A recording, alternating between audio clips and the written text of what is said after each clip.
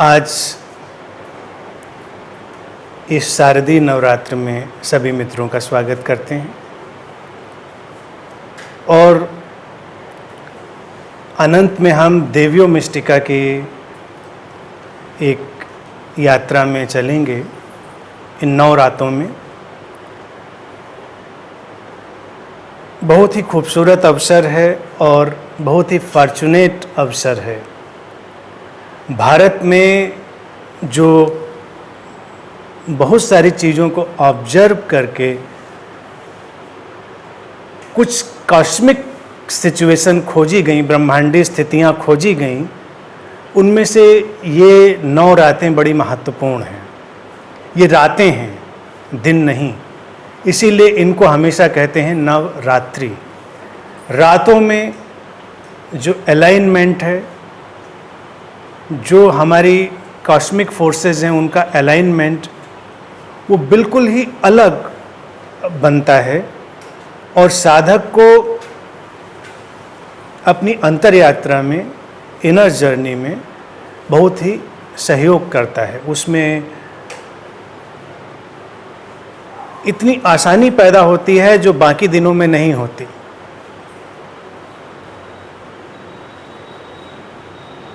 ये भारत की अद्भुत खोजों में से एक चीज़ है। हम ये जानते रहे कि जो कॉस्मिक सिचुएशन है वो बहुत ही हेल्प करती है, क्योंकि हम भी part of that cosmic play ही हैं, अलग नहीं है उससे। तो जो रिद्म, जो लय कहीं भी उठेगी वो हम तक भी आएगी, जो हमसे उठेगी वो कहीं और भी जाएगी। ये एक अनब्रोकन होलनेस है, अखंड एकता। तो मैं समझता हूँ कि वो मित्र बहुत फॉर्चुनेट हैं जो सारी 9 रातों को साथ में चलेंगे। बाकी जैसी जिसकी स्थिति और जैसी जिसकी कॉस्मिक विल, वो उतने दिन उतनी रात यहाँ पर रह पाएगा।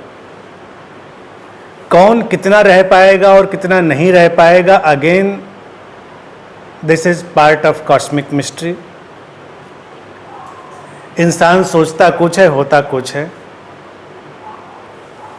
इसीलिए हमारे चाहने और ना चाहने का बहुत विषय नहीं है। नवरात्र इसका एक बिल्कुल ही क्रिस्टल क्लियर डिपिक्शन है। इसीलिए जब हम देवी की महिमा में बात करते हैं तो जितनी भी स्थितियां हो सकती हैं, उन सारे रूपों में हम उनकी परिकल्पना करते हैं। शक्ति तो है ही, शांति तो है ही, प्रेम है, ब्रह्म भी है, करुणा, क्षमा, दया, सब कुछ है। और इसके अलावा जो भटकन है, कन्फ्यूजन, बिखराव है, लोगों के ज़िंदगी में जो ऑब्स्टिकल्स हैं, वो सब भी हम कहते हैं कि देवी ही हैं। वो देवी ही अलग अलग रूपों में प्रकट हुई हैं, अलग अलग तरह से वो शक्ति ही प्रकट हुई है।